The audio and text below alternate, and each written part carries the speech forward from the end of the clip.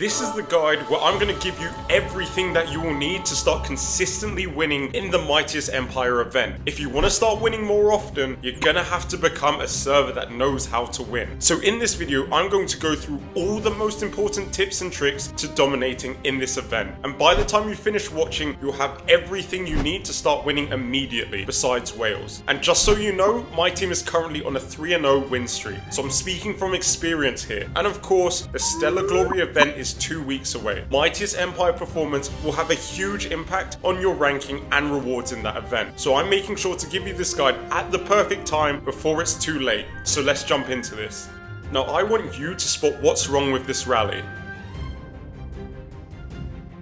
Now you probably answered that one rally is clearly stronger than the other, and you wouldn't be wrong in saying that. But the issue here is that these two rallies are from alliances of the exact same server. Yes, the same server.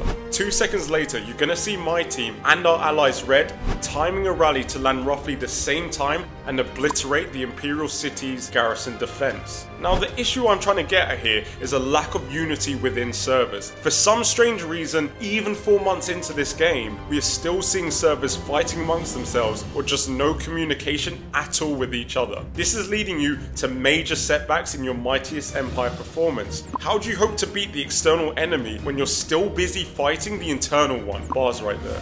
You become 10 times harder to beat when you get your whole server working together and fighting as one. Double rallies, coordinated open field fights, no pointless deaths. If you spend all week fighting civil wars, you just won't have enough troops to properly invade or defend the Imperial City. Luckily, this issue isn't hard to fix at all. Discord will be your best friend in organizing this, and all you'll need to do is get a little server set up for all your leaders in your server to talk and plan shit out together. But what if you don't speak the same language? Guys, it's 2025. Discord has translator bots. There are literally no excuses for not having this sorted out already. On to the next tip, and again, I want you guys to tell me what's wrong with these two rallies. Weak rallies, am I right? But take a look at the power of the 3 different alliances. Barely any difference. So the question is, how come we were so much stronger than them? Now that you've unified your server, you want to look at condensing your power into a few alliances. There is no point spreading your server's best players across too many different groups. Why? Because you'll end up with half-active teams that on the surface may look strong, but cannot compete with alliances that are condensed and of the same power. The main reason why you'll want to try and condense for the Mightiest Empire event is because of rallies. Rallies are just as important as open fielding in this event, so you'll need to make sure that you can fill a full rally with at least tier 6 players in order for them to be effective. This will boost the strength of your rallies, and you'll have more strong and active players fighting under one banner and more likely to be able to fill those rallies with tier 6 and tier 7 players. The follow-on tip to make your rallies even more effective is that you'll want to set up your reinforcements before your rally has even arrived, and keeping constant reinforcements around structures that are likely to be rallied. During the Mightiest Empire event, these will be the Sacred Towers and the Imperial City. By having constant reinforcements, your rally can never truly die. And if we go back to where my team was fighting these two rallies, you'll notice that we barely dropped down in rally capacity whilst theirs plummets to 0. We had reinforcements, they didn't. Lastly, prioritize archer and cavalry marches, as these two troop types perform the best in rallies at this stage of the game.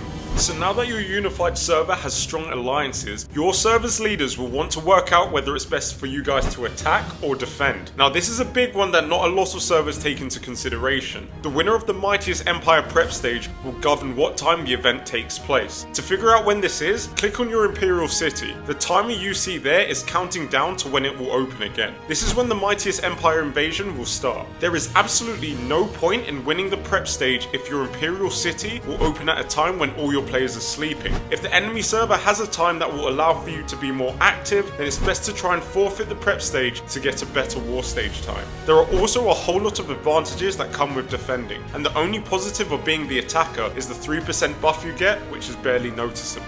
When defending, a great strategy that my team used was teleporting behind the enemy line and using siege weapons to attack player citadels. This can distract invaders away from the Imperial City as they are forced to make a choice: keep invading or risk having their strongest players ported out of the server and cannot return for an hour. If you do decide to defend though, you don't want to lose the prep stage by more than 15% of the invader's prep stage score. You'll only get 20% of the invader's total points, so you'll want to keep the score as close as possible so that you don't fall too far behind and be put under more pressure than you need to be. Now, with all these topics covered so far, if you do them correctly, you're going to put yourself in a really good position to start winning more often. But I want to leave you with the most important tip I can give you that will skyrocket your individual performance within this event. Focusing on one commander. Stop using too many different commanders, especially if you're free to play or a low spender. Nothing is worse for your performance than you feeding the enemy server a shit ton of points just because you're using 4 to 5 really weak marches. You're only helping the enemy gain more points. Instead, what you want to do is pull all your resources into 1 or 2 marches and push them to the max. This way, for whatever level of spending you're at, you can be competing at the top level within your bracket. Please keep in mind, this is very much a pay-to-win game, and there are so many different factors to building a commander. How do you plan to be strong when you're stretching your resources across more marches than you can upkeep? By pushing all your resources into the best available commander of your choice, you'll find yourself being able to fight against players with significantly higher power than yourself who have spread their resources across multiple marches.